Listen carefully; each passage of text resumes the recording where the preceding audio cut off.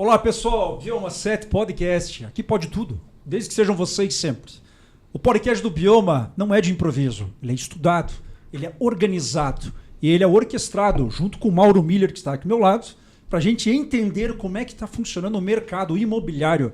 Mais uma vez, sim, é uma temática corriqueira, recorrente aqui dos estúdios do Bioma 7, só que hoje tem um diferencial, que é uma experiência internacional, vivida no Japão e vivida hoje, atualmente, em Miami, ou Miami, Flórida. Recebemos hoje Andréa Chilipak, seja bem-vindo ao Bioma 7, e Jorge Matsumoto. Mauro, eu acertei o nome deles? Matsumoto. Acertou, né? Beleza. Perfeitamente. Ótimo, ótimo. Andréa, foi difícil trazer você aqui. Eu sei que a tua vida é corrida, certo? Ponte aérea, Miami, Estados Unidos. Andréa, conte para o pessoal o que você faz hoje em dia ou como você ingressou nesse mercado internacional de imóveis, por favor. Obrigada pelo convite, Helton e Mauro. Obrigada também, Jorge, de estar aqui comigo. E eu estou muito feliz de a gente ter esse momento tão especial. Realmente é uma correria, né, essa vida de estar lá e aqui, mas agora hoje em Curitiba, estou aqui feliz para a gente poder conversar um pouco sobre Miami.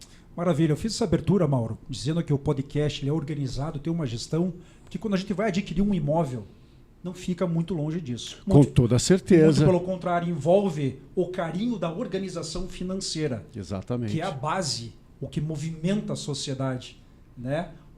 Adquirir um imóvel, o carro próprio, casar, enfim, prosperar nesse sentido.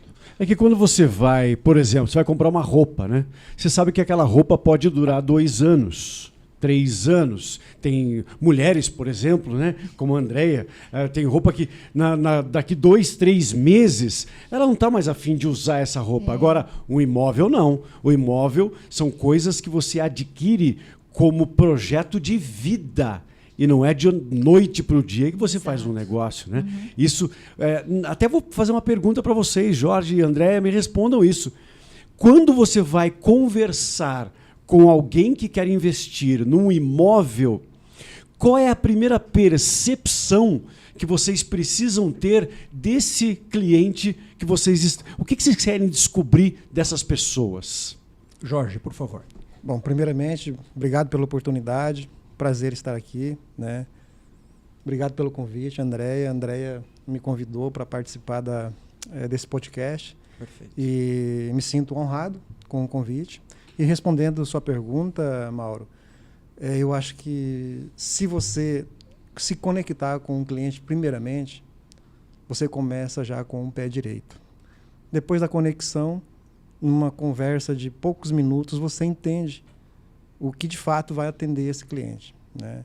A Andréa me acompanha em muitos atendimentos e ela vê que a conexão e a empatia com o cliente, isso faz a grande diferença na venda do imóvel. Empatia. Tentar entender primeiro a pessoa, depois o que ela quer comprar, adquirir, é isso? É isso, Mauro, exatamente. Nós trabalhamos juntos, eu e o Jorge, né, Jorge? Fizemos um trabalho muito bom.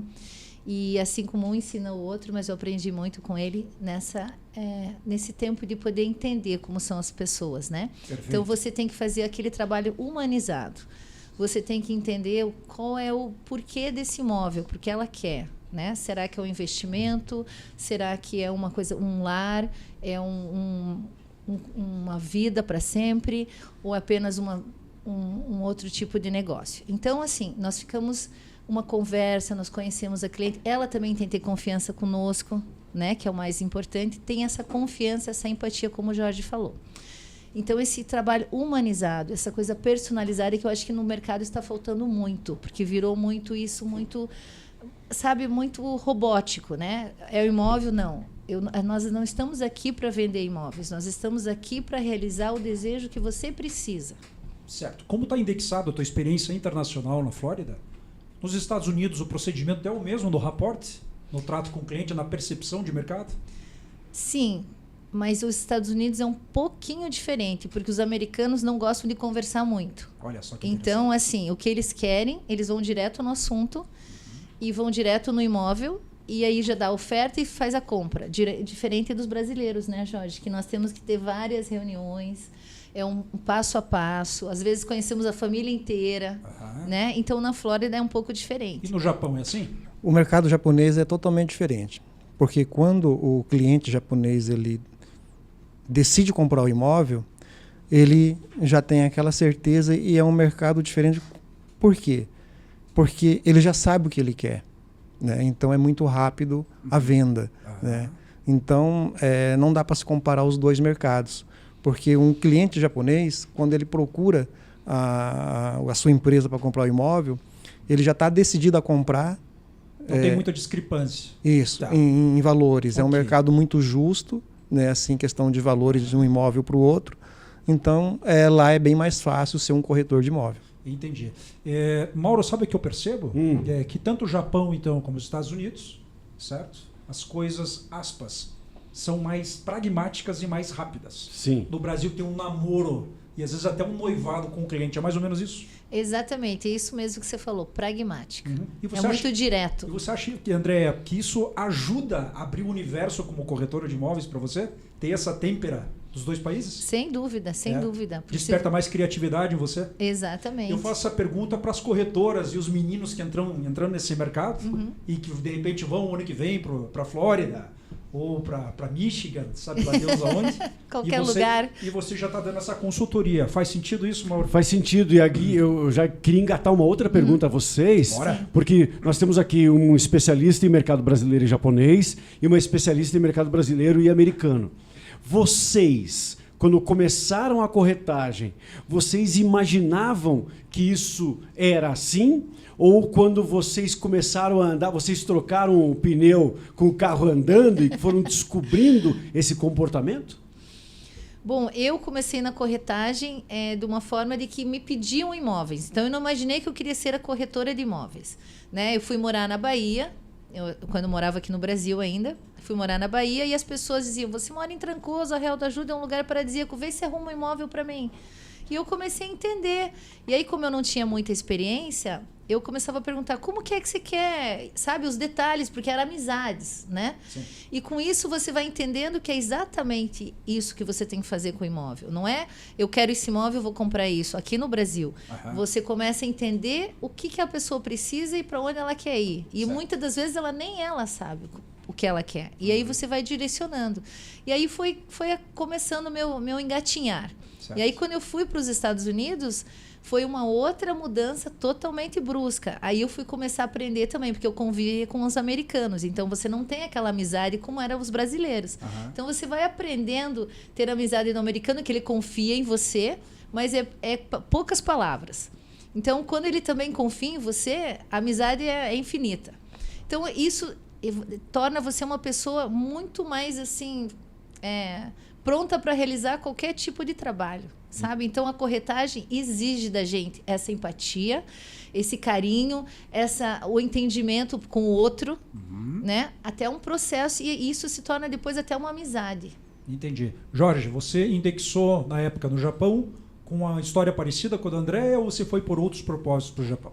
Eu quando eu fui para o Japão, eu fui com outros propósitos, né? O que você foi fazer lá? Como Decastec, fui a trabalho. A trabalho. Né? Fui a trabalho e conheci o mercado imobiliário japonês já quase na época de eu retornar para o Brasil. E aí foi quando eu comecei a comprar imóveis lá, estava com a intenção de comprar, e nesse momento eu conheci esse mercado. Né? Certo. E poucos anos depois resolvi vir embora para o Brasil, e aqui eu não tinha nenhuma intenção de ingressar na área imobiliária. Mas como cliente, eu vi a necessidade que tinha, principalmente atendimento, principalmente você entender o cliente, né? Foi quando, em 2014, eu comecei a trabalhar no mercado, mas não diretamente em empresas. Eu fazia esse trabalho mais como ajudando amigos a fazerem avaliações. Uma história parecida, então. Exatamente. A indicar se o imóvel era um bom investimento, se não era. E fiz isso por 6 anos. Quais cidades você morou no Japão? No Japão eu morei muito próximo de Tóquio, Tá. Osaka, Nagoya, Tá. que outros, são regiões que eu conheço bem. Certo. E o Japão é unânime em mercado imobiliário, nesse sentido? Ou também as regiões, Muda. a cultura muda? Muda Olha que interessante. muda como no Brasil, né? Você Muda pegar que um nem no cliente, pegar um cliente hoje de São Paulo, ele é muito mais decidido. Né? Então ele tem uma outra cabeça, ele é um cliente mais, vamos dizer assim, mais, não falo preparado, mas é mais fácil de você fechar uma venda. Questão de cultura. Cultura. A cultura do consumidor lá é diferente da cultura do consumidor aqui, em relação, você falou São Paulo, né? Em relação a Curitiba, onde nós moramos. Sim, principalmente no mercado de imóveis de alto padrão, estúdios, que é um nicho que a gente trabalha muito, né? São clientes que vêm com uma perspectiva diferente, né? O fechamento da venda é mais rápido. E tem coisas que, por exemplo, não tem para vender aqui em Curitiba ou em outra cidade. Por exemplo, estúdio, né? Numa cidade do interior do estado do Paraná não tem a necessidade, às vezes, de ter um estúdio. Mas em Curitiba, em São Paulo, ou em Miami, ou em Nagoya, isso já existe. Então, esse tipo de situação, vocês precisam e devem ter estudado muito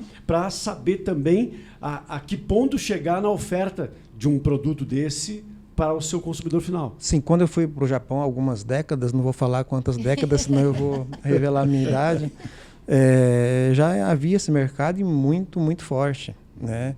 Porque o japonês, a composição familiar japonesa já mudou há uns 40 anos atrás. Por exemplo, fazer uma pergunta. Você é casado? Não. Você é casado? Sim. Quantos filhos? Um filho, uma filha. Filho. A minha geração, meus pais tiveram 5 filhos. Meu pai teve 6. 8 filhos o meu pai teve. Eu sou de uma família de 8 irmãos. Eu tenho 2 filhas. Minhas filhas vão ter um filho ou não vão ter? Então, a gente tem uma formação familiar diferente. As residências, os apartamentos de 3, 4 quartos, você não tem mais família para esse tipo de pessoas para morar. Esse fenômeno atinge os Estados Unidos também? Muito, muito. É uma cidade turística, né? Certo. O Miami, Flórida, ali, Orlando. Então, o que as pessoas precisam? Um lugar que elas possam ficar um tempo e ir embora. Entendi. E muitas pessoas vão também para ficar um tempo, 6 meses, Certo. 2 meses. Então, precisa de estúdios. Não tem como alocar um imóvel para um ano. Entendi. E o que é um imóvel de luxo em Miami hoje? É o que mais tem em Miami Valores. hoje. É o que mais tem. 45 milhões. 45 milhões. Prédio da Aston Martin. Conforme o apartamento, você ganha um carro. Temos, vários. Sandra Regis, tem o prédio da Mercedes. Quando né? você falou 45 milhões, você está falando em reais? Não, dólares. Em dólares. Em dólares. Okay. É que é para não assustar muito, mas todo mundo é capaz. Chega lá. Entendi. E assim como tem os mais simples também, tem para todos os gostos. É isso que as pessoas não conseguem entender. Certo. Você consegue comprar do jeito que você precisa. Certo. E para o pessoal aí que está podendo, brasileiro, comprar um imóvel em Miami, você ajuda? Ajudo sempre. Para todos os tipos de pessoas. E você já tem uma carta lá ou você vai fazer uma angariação, que a gente chama aqui? Não, nós procuramos o imóvel lá. Eu tenho uma equipe, eu trabalho com uma equipe lá. Eu ajudo desde a chegada do aeroporto. Tem um concierge que pode recepcionar. Sabe, se a pessoa precisa de um lugar para ficar, a gente arruma. A gente consegue mostrar todos os investimentos que ela quer fazer. Também tem que saber que tipo de investimento ela quer fazer, se é para investir a curto prazo, longo prazo, se é para morar, se é vacation house, se é para Orlando. Né? Aquilo que o Jorge falou, tem filhos, muitas pessoas gostam de Orlando. Então, a gente direciona para as casas em Orlando. Você quer casa para morar ou você quer uma casa para morar e ter rentabilidade? Então, tem vários tipos. Não quero casa, eu quero um apartamento pequeno. Temos townhouses, que são sobrados aqui no Brasil, né? Aquelas casinhas uma junto com a outra, que isso é muito usado lá nos Estados Unidos. Então, depende o custo, depende como você quer morar. Então, assim, temos a possibilidade de todos conseguirem comprar uma casa em Miami. Entendi. Você acha que a venda concierge aqui no Brasil funciona nesse sentido? Sim. Porque vem de encontro, Mauro, aquilo que ele falou no início aqui, que é justamente você ter um atendimento mais personalizado. Para descobrir o seu cliente. E daí eu vejo que o concierge aí entra perfeitamente. Sim, sim. Né? Por exemplo, a André em off me falou ali agora há pouco, que aqui no Brasil a gente pode até dar carona O cara que quer ir ver o imóvel. Exato. Nos Estados Unidos, como é que é? Jamais. Jamais. Um corretor jamais pode pôr o teu cliente no carro, E porque por o que que não seguro pode? não paga se tiver qualquer acidente. São só. peculiaridades que têm a diferença nos Estados Unidos. E você chega lá, se você não estuda, não sabe, você vai ter um problema lá na frente. Entendi. E Por com isso que eu essa- digo, é bem selecionado, sabe? Sim. O cliente é o cliente, e aí depois ele fica satisfeito com tudo que você faz, o trabalho que você faz, se torna um amigo. Mas tem sempre aquela diferença, diferente do Brasil. Que aqui você fecha um negócio, você sai jantar com o cliente, né? Você comemora, você leva a família, vamos comemorar a casa nova. Mas um passarinho verde esses dias me contou, Mauro, que ela tem um clientão aqui do Brasil que ela captura a casa dos Estados Unidos para essa personalidade adquirir. É mesmo? Eu não sei se eu posso falar Sérgio Malandro na mesa. Não, acho que é melhor a gente deixar em off. Agora, me diga uma coisa. Depois com a mudança do governo, né? Saiu Biden entrou Trump. Exato. E aí a política dele para os moradores ilegais nos Estados Unidos tem sido diferente do que foi antes. Isso interfere e tem interferido no seu trabalho lá? Eu vou dizer que meus clientes continuam à busca de casas lá, tá? Existe muita procura. Porque o que acontece? As pessoas que realmente têm a intenção de ir para os Estados Unidos, elas vão para os Estados Unidos. As pessoas que têm intenção de adquirir imóveis lá, elas vão adquirir os imóveis lá. É óbvio que está tendo uma diferença de como era antes, né? Está pondo tudo na linha, está tendo várias pessoas que tinham emprego de construção, hoje não tem mais, né? Tem que voltar para o Brasil, pessoas ilegais. Então, assim, está tendo uma dificuldade, mas eu vou dizer para você, para quem quer investir, para quem quer comprar, os imóveis estão cada vez mais valorizando. Então, isso é só um tempo que já se adapta e já se regulariza. Veio um turbilhão de coisas, né, que o Trump está fazendo. Então, mas para quem, as pessoas milionárias, as pessoas bem-sucedidas, elas vão calcular em matemática. E quando você calcula matematicamente, o retorno que você vai ter em dólar é muito viável. Então, não tem por que não investir. Certo. E o Brasil já tem esse tipo de investimento em larga escala ou a gente está aprendendo a olhar para os imóveis desse perfil americano? O que vocês sentem? O que você pensa, Jorge? Jorge, muita gente procura para ir sem... Eu quero 3 unidades. Sim, Sim. Como nós estamos focados também em estúdios, né? Certo. E vendemos muito. Então, os clientes que a Andrea atende, brasileiros que querem comprar unidades nos Estados Unidos, esses também são nossos clientes. Exato. Legal. Porque eles veem no estúdio um ativo financeiro. Um ativo financeiro. Exato. Temos produtos de altíssimo padrão, né, onde entregamos uma infraestrutura excelente. Tá. Vocês estão convidados para ir lá conhecer e verem, né, Tá o produto que nós temos. Então, hoje, o estúdio de alto padrão, ele acaba sendo algo muito interessante na questão até do momento político que nós estamos vivendo, político-financeiro, essa instabilidade jurídica. Então, o imóvel sempre foi um excelente meio de aplicação segura. Tá. Né? Quando você tem um bom produto, uma facilidade muito boa de pagamento, então a gente tem uma venda muito rápida e um retorno financeiro assim, digamos assim, muito satisfatório, né, André? Exato, O exato. perfil etário do investidor no Brasil, ele já baixou? Temos hoje mais jovens investindo em imóveis, por exemplo?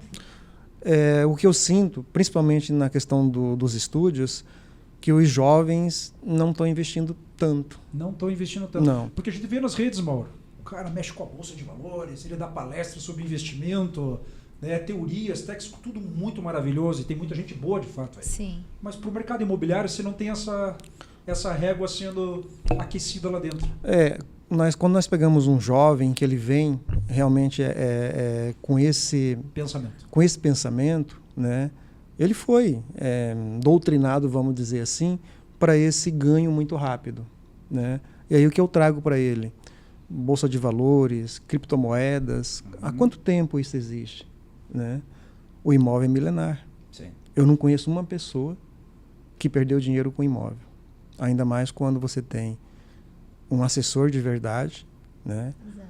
Eu falo que o corretor e o assessor têm uma diferença. Eu dou uma assessoria, a venda do imóvel, nós damos assessoria. É uma consequência daquela assessoria que você dá. Você gera uma confiança, uma conexão, né? E aí, quando esse jovem está diante de nós, a gente começa a fazer ele raciocinar e pensar, né? Falo, conversa com seus pais, conversa com seus avós, vai pedir conselhos para quem já viveu, para quem tem uma experiência de vida.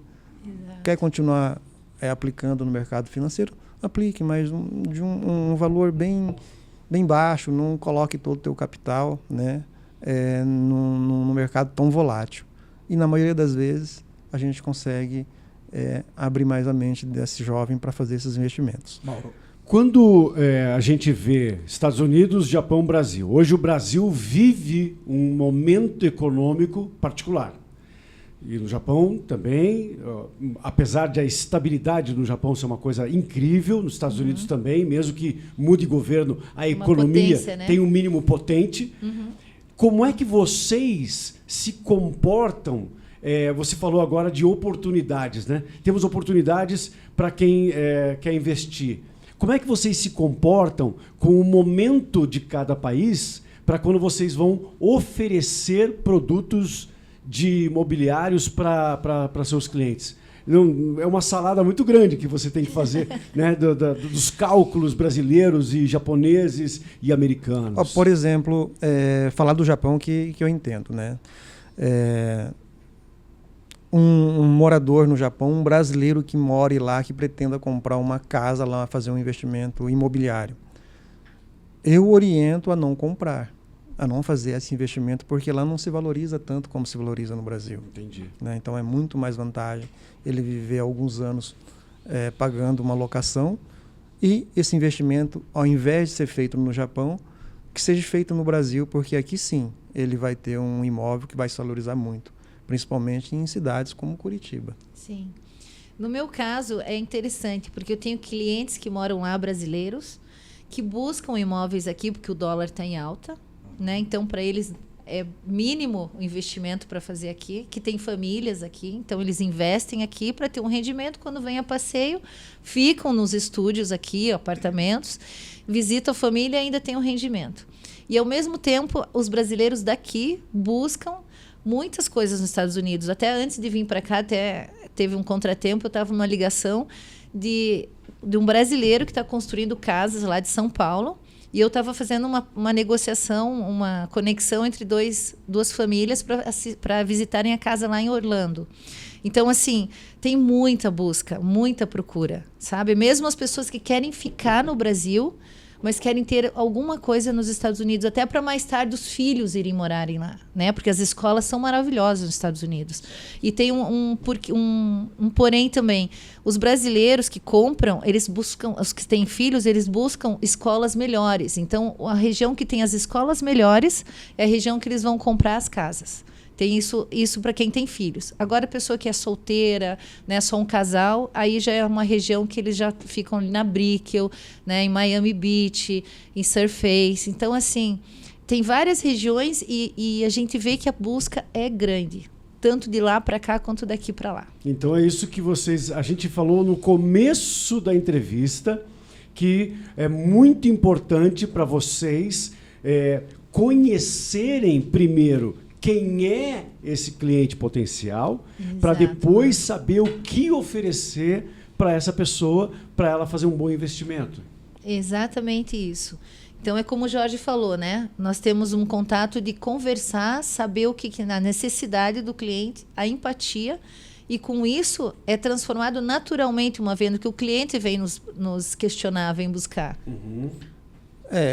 A pergunta sobre a finalidade do investimento, por exemplo, né, vamos falar aqui de estúdios, que hoje a gente vende muito estúdio, ela é fundamental, porque alguns clientes querem fazer um investimento porque ele quer uma valorização e uma revenda futura.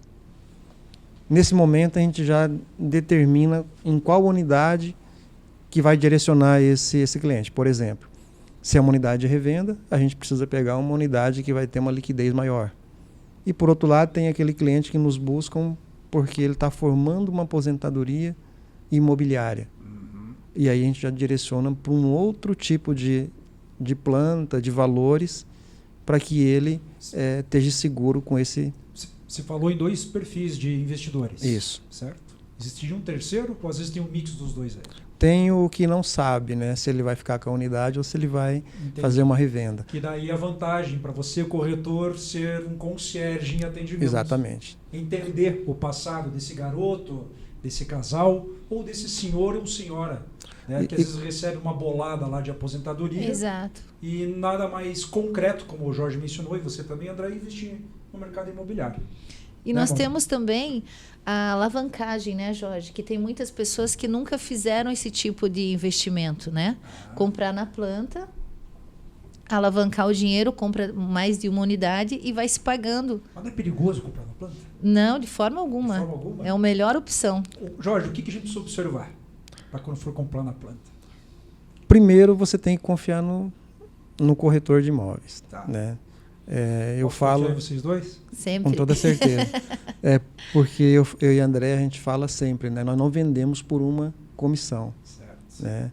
Se Exato. tiver um imóvel lá de 2 milhões, mais um de 1,5 milhão que vai atender a sua necessidade, a gente vai sempre direcionar para aquele que vai te atender. Porque não quero fazer uma venda simplesmente para você, Mauro. Quero ter você como um cliente.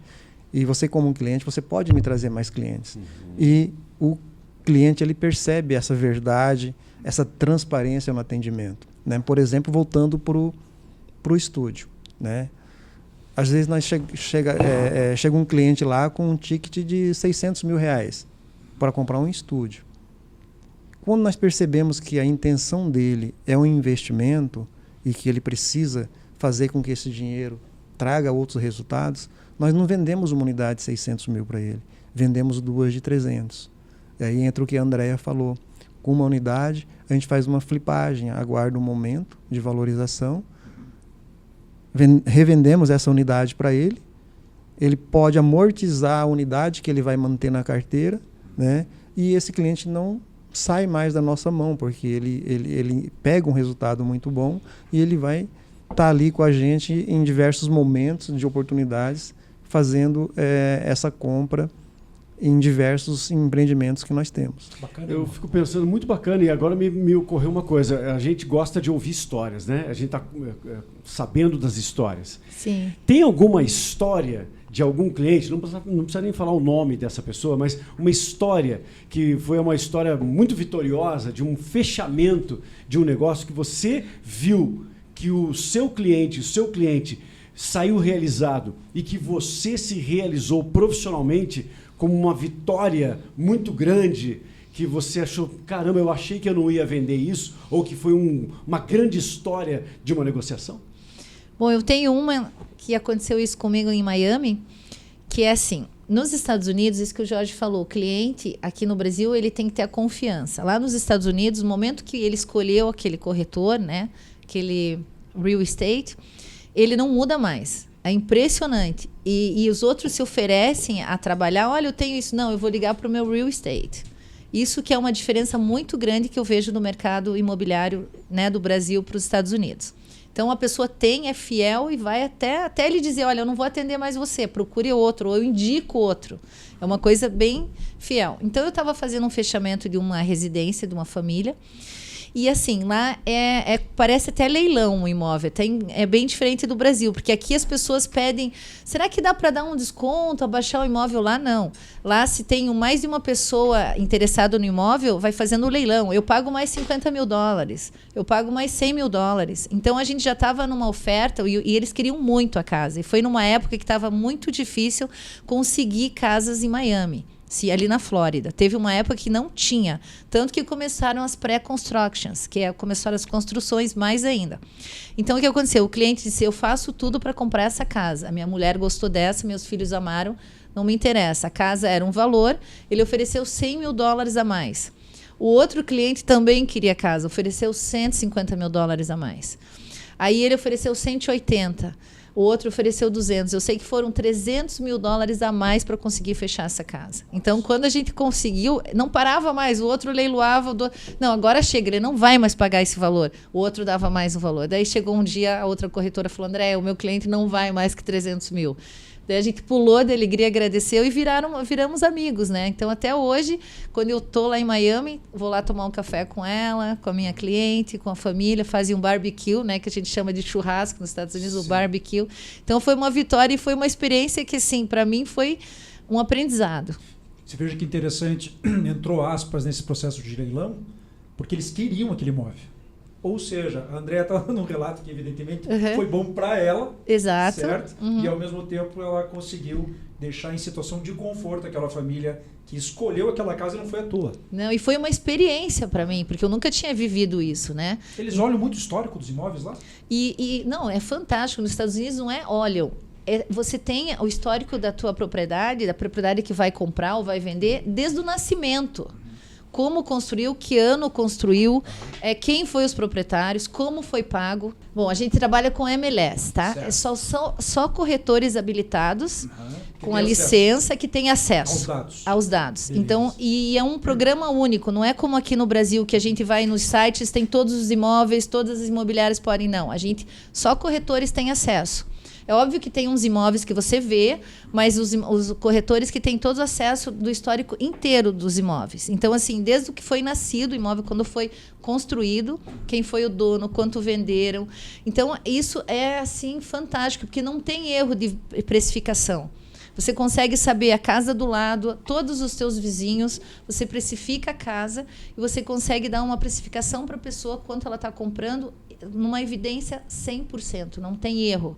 Então, isso lá é muito diferenciado daqui, sabe? É fantástico. Então, quando você aprende a trabalhar assim, você começa a vir para cá, você aprende de outra forma. Então, até você engrenar, é uma coisa que te limita, mas aí você aprende, não, agora eu estou no Brasil, é desse sistema, agora eu volto para lá, é daquele sistema. Exato. Então, isso me abriu muito a mente, sabe? Para poder entender como os Estados Unidos eles estão muito à frente de nós, né? Nessa relação dos imóveis, que não tem essa coisa de custa mais ou menos. O preço foi esse, a precificação é essa, a valorização é cada vez maior. Então, você só ganha tendo os imóveis lá. Entendi. Quebrando um pouco o ritmo, na verdade é o escopo que eu desenhei aqui. Eu queria saber, Jorge, Curitiba, o que está vendendo bem hoje em região? Você gosta da Água Verdes, prefere mais o Batel? O Alto Boqueirão, que já está em alta com condomínios horizontais. O que está bom na tua percepção, Mike? São perfis de clientes. A gente tem vários tipos de imóveis para vários tipos de clientes. Né? Você tem alto padrão. Né? Você gosta de vender?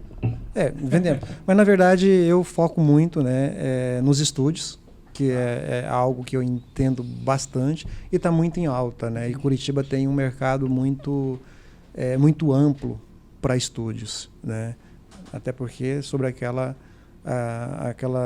relato que eu dei sobre a formação das famílias que estão se formando diferente, né? A composição familiar. Mas os empreendimentos que você vende hoje de estúdios, eles já estão espalhados pela cidade.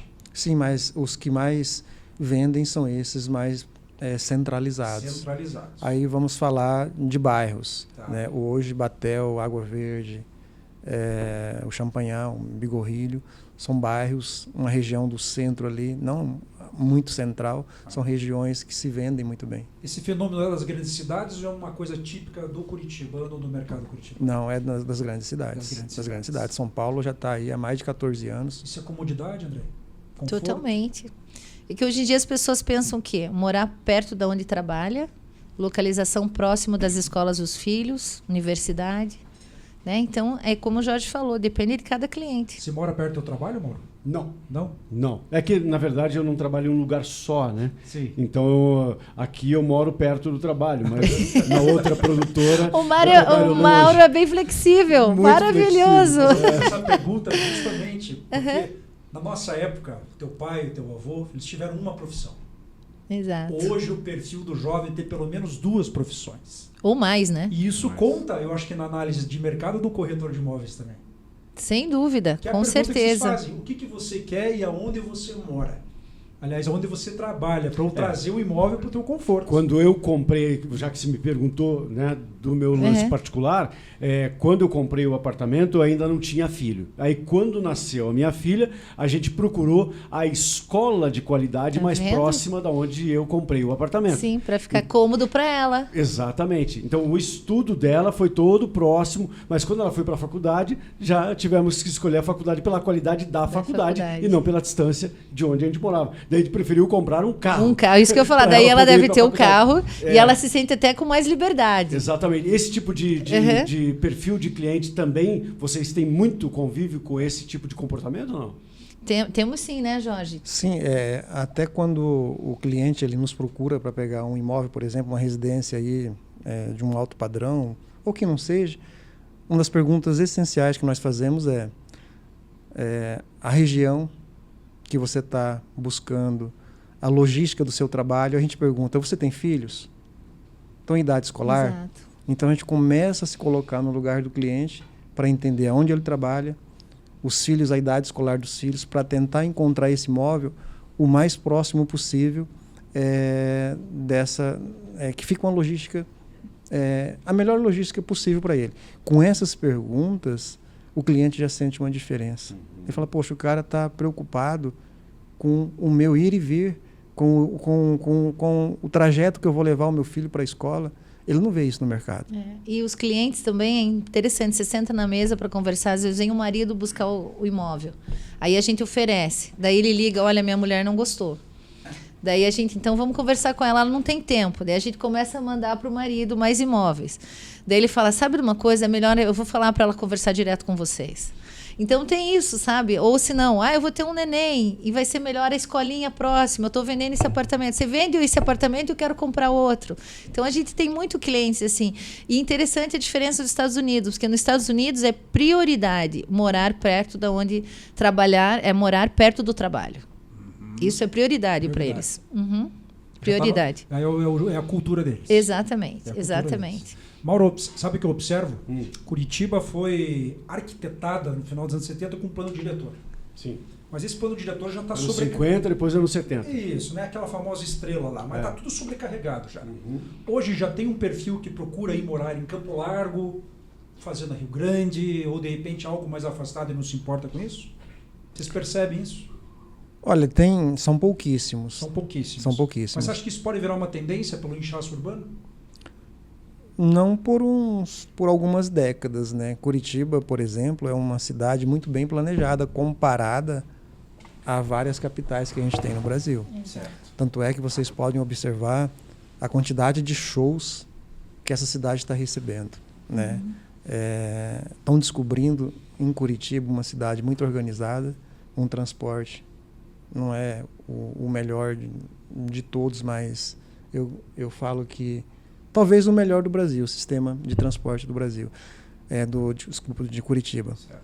Então você tem ali os grandes shows descobrindo essa cidade, né? E você vai ver cada vez mais esses eventos acontecendo aqui na nossa cidade, porque temos aí no final de semana, Curitiba parece uma cidade do interior. E não se consegue hotéis, e aí vão para o Airbnb. É aí que eu queria chegar. Você chega num evento, você não tem aonde ficar. É tudo lotado. Exato. Por isso que essa alta demanda de ter esses estúdios de alto padrão, que quem investe ele está pensando numa rentabilidade para utilizar como fonte de renda através de um Airbnb, short stay e até uma locação normal. Vocês perceberam o Airbnb nos últimos anos ou você acha que o Airbnb já foi indexado como um pump imobiliário para quem investe? Ele começou pouco a pouco, né? Hoje deu uma explosão. Uma explosão. Então o corretor tem que estar ligado no que o Airbnb está ditando. É mais ou menos isso? Muito, muito. E cada vez mais moderno. Automatização, né? A empresa que te dá todo o desenvolvimento, sabe? Cada vez melhor, assim. Então, temos até Airbnb que hoje em dia a gente conversa com nossos clientes que é temático, né, Jorge? Tem pessoas que fazem isso que é diferencial. Né? Porque alugar um Airbnb, às vezes, tem vários, né? Mas no mesmo prédio, todos iguais. A pessoa faz um tema diferente no Airbnb dele, aloca assim, não fica um dia sem alocar. Então, tem diferenciais, sabe? Põe toda a automatização né? A Alexa, tudo automatizado. Quem que não quer um conforto, né? E os que nós trabalhamos, né, é alto padrão. Então, são bem diferenciais no mercado. Por exemplo, como a maioria dos nossos investidores, os nossos clientes são investidores, e o investidor quase não tem tempo para se preocupar com a mobília do estúdio, para se preocupar com a locação, como que vai fazer. O investidor não tem esse tempo. E nós temos um ecossistema completo, né? Nós não só vendemos o imóvel para o cliente. Além da venda, a gente vai muito além da venda.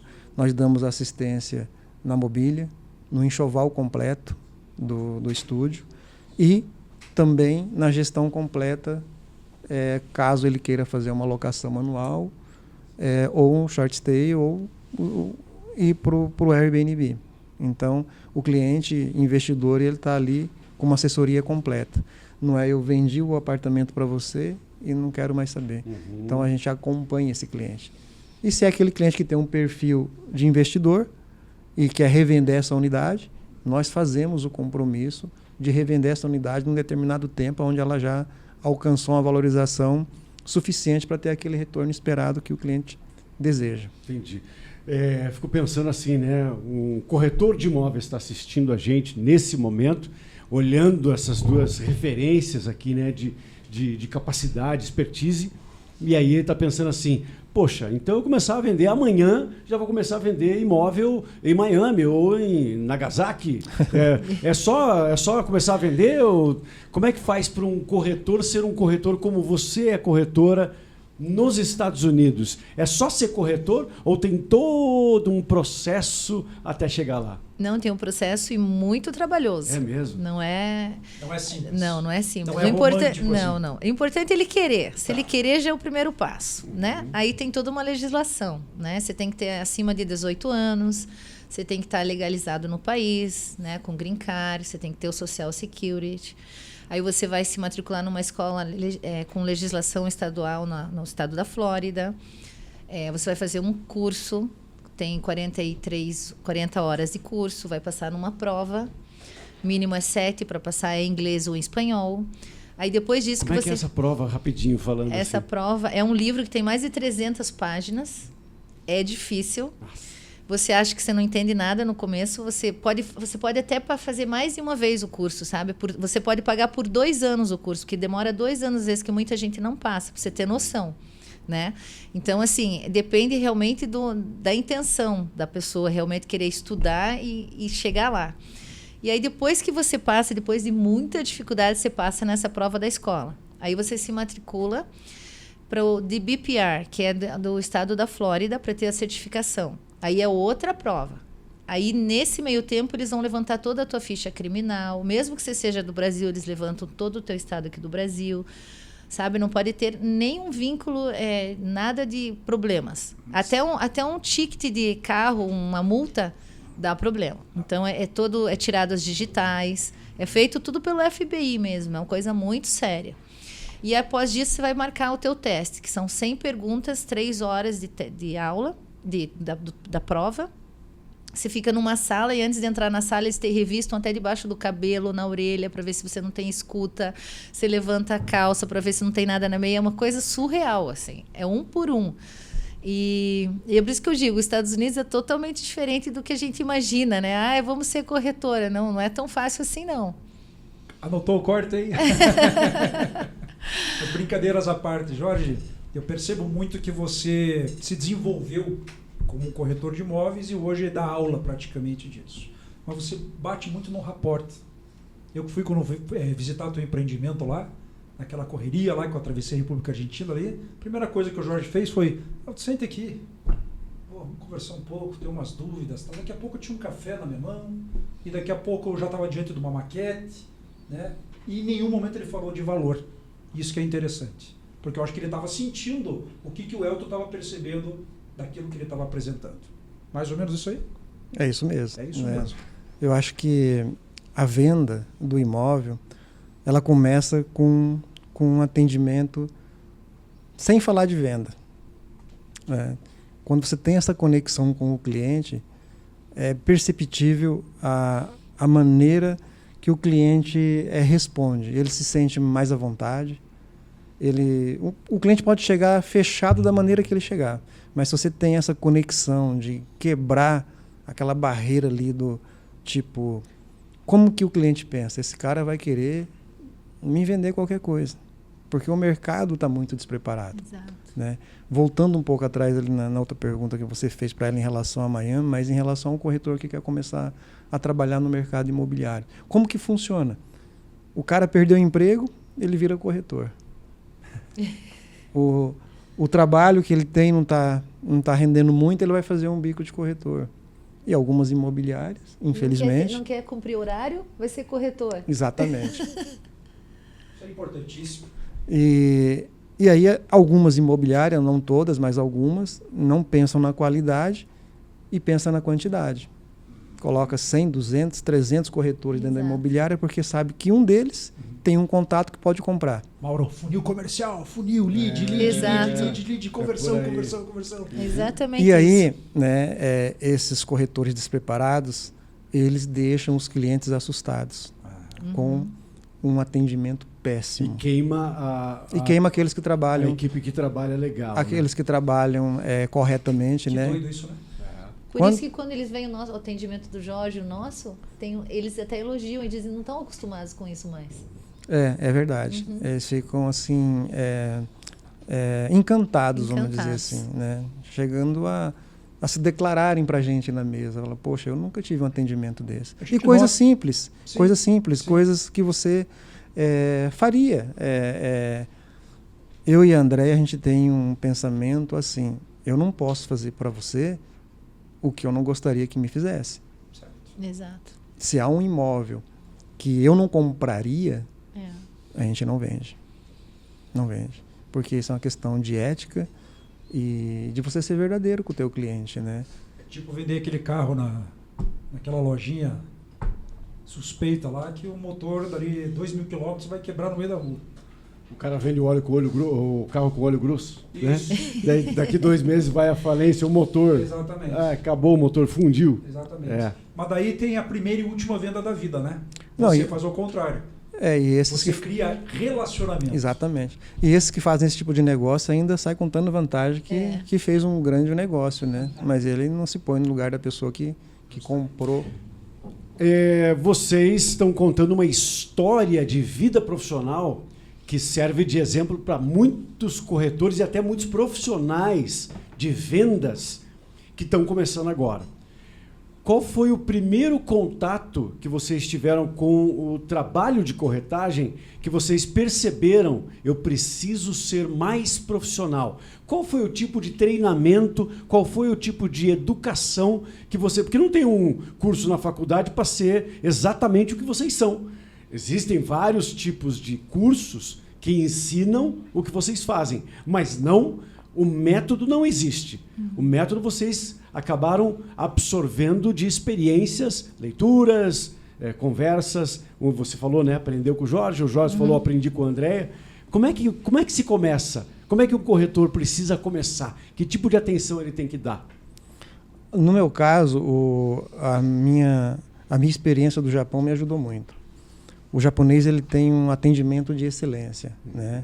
E eu, como brasileiro, quando eu fui para lá, eu fiquei assim encantado com a maneira que você é atendido. Não sei se alguém aqui já foi para o Japão, mas se não foi, eu indico para ir, recomendo para ir, porque é um país que vale a pena visitar. Então, a experiência de vida lá me ajudou muito a aprender um pouco, a ter essa excelência no atendimento, a você ser correto, honesto, sempre falar a verdade para o cliente. E quando eu venho para o Brasil, que eu começo a comprar imóveis, que eu estou do outro lado, eu vi o despreparo de muitos corretores, infelizmente. Mas como você falou, não é só o corretor de imóvel. Você vê isso em todos os setores. Em lojas, né? em restaurantes. Então, é uma questão de cultura e questão de você querer fazer o melhor. E hoje a gente tem meios para aprender, né? Você tem os meios digitais que você pode buscar um conhecimento que na minha época eu não teria com facilidade. Então hoje não tem muita desculpa para ser mal naquela profissão que você está É exercendo. isso que você falou, e aí vem No meu de encontro. caso, É isso que eu ia isso, perguntar. Mauro. No teu caso, vocês falaram agora há pouco, Uhum. assim, né? Tem muitas pessoas que, eu vou ser consultor, vou ser corretor, porque não deu certo eu ser advogado, então vou tentar fazer alguma coisa para ter liberdade de tempo, para tentar fazer Existe outras muito. coisas. Uhum. Como é que você descobriu você, corretora, para dar de conselho para quem está começando? Bom, eu sempre fui uma pessoa comunicativa, eu sempre gostei de conversar com as pessoas, isso é natural em mim, né? Eu sou uma pessoa que eu não consigo ver uma pessoa ali sem eu falar um oi, sem eu saber como ela tá. Então, isso veio naturalmente em mim. Por eu ter sido modelo, ter sido comissária de bordo, então eu sempre tinha que estar atento ao que as pessoas estavam precisando. E esse trabalho de corretagem também não foi o que eu fui buscar para ser, foi o que foi acontecendo na minha vida, né? Talvez um propósito realmente para essa conexão com pessoas. Por isso que, como o Jorge fala, nós não vendemos imóveis, nós fazemos conexão com as pessoas e elas se tornam confiantes conosco no nosso trabalho, para aí surgir a caminhada para um sonho, realizar o sonho que elas desejam. E nesse caso, assim, foi a vivência de viagens, né? Morar fora de Curitiba, vários lugares no Brasil. Depois morei também nos Estados Unidos, né? Califórnia, Nova York. Então foram culturas diferentes que eu fui me adaptando, entendendo o que cada país precisava e que, na verdade, as pessoas hoje precisam do quê? Atenção, que é o que o mundo está precisando, né? E Deus, né? As pessoas estão com falta de fé, né? Então, assim, no momento que a gente pede para que Deus nos dê sabedoria para nos ajudar pessoas a realizar o propósito delas, ao mesmo tempo nós realizamos o nosso também.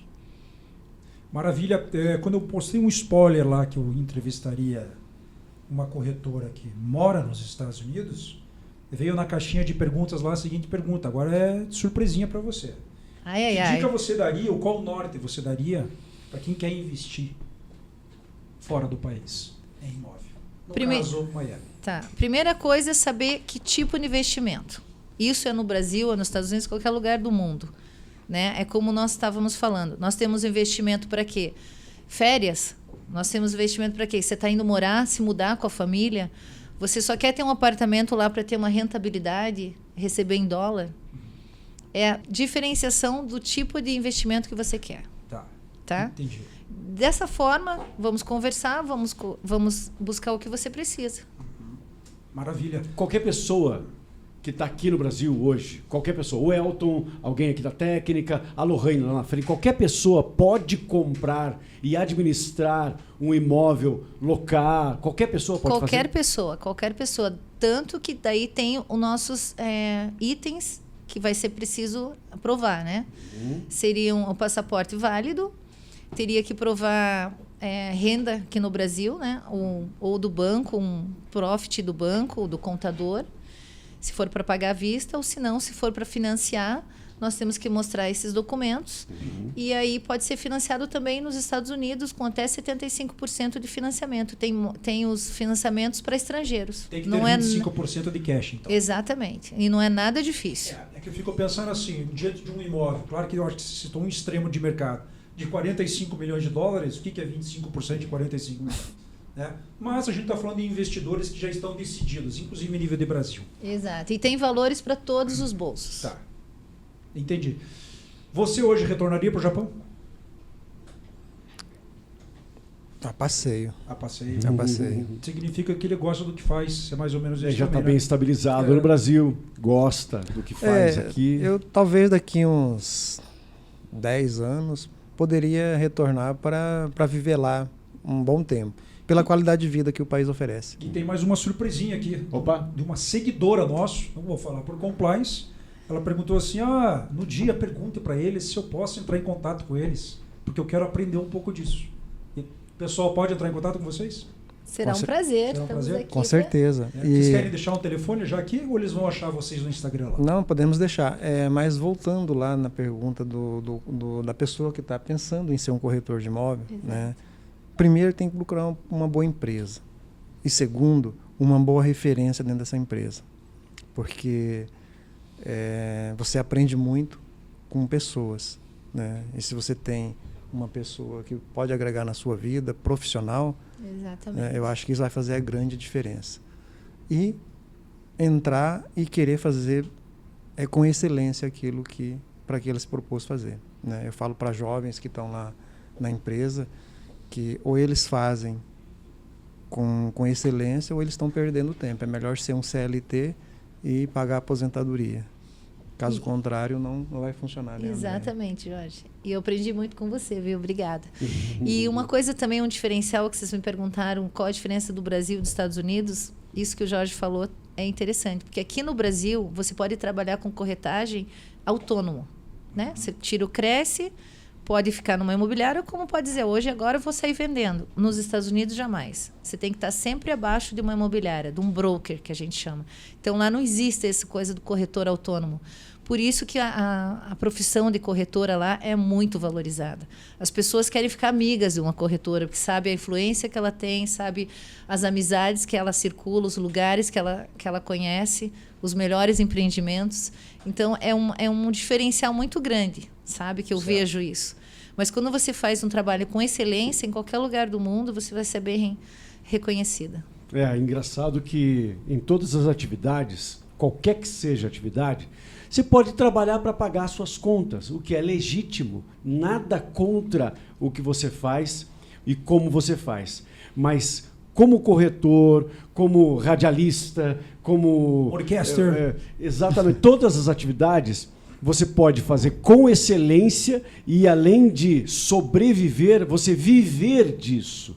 Que é diferente de sobreviver. É pagar as contas e sextou. Né? Outra coisa é você viver disso, né? E aí vem a excelência do trabalho.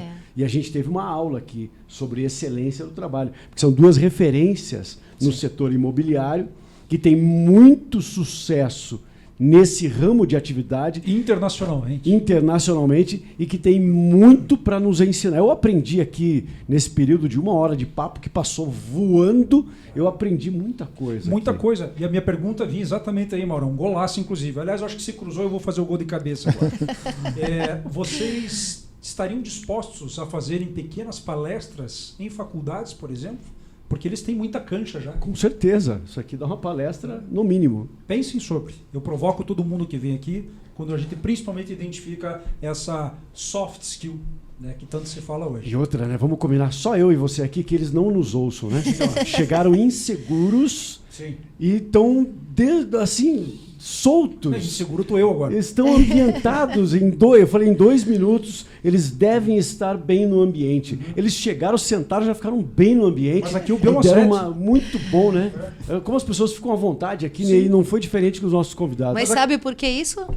Porque a gente pode ser a gente desde que seja você. É isso aí. Né? É muito bom. Bioma 7 Podcast, aqui pode tudo. Aqui pode tudo. Até ser você mesmo. Até ser você mesmo. E vocês foram muito vocês mesmos. Obrigada. E a gente aprendeu muito com vocês aqui. Maravilha. E foi um prazer. Parabéns.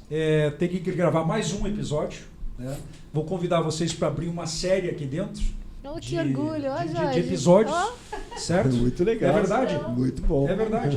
Mas o mais importante é que o público entenda, seja o público que quer aprender a ser um vendedor, um corretor de imóveis, como aquele que quer investir o seu suado din-din. Faz sentido, Mauro? Faz muito sentido, porque aí aquela pessoa que está a fim de adquirir um imóvel, quer comprar para alugar, quer comprar para investir, quer comprar para ter um imóvel para viver, eu tenho certeza que se assistiu até agora, viu assim, puxa, eu também consigo, eu também posso, né? Através dessa tranquilidade que vocês passaram para quem é o consumidor e para quem é um candidato a corretor de imóveis.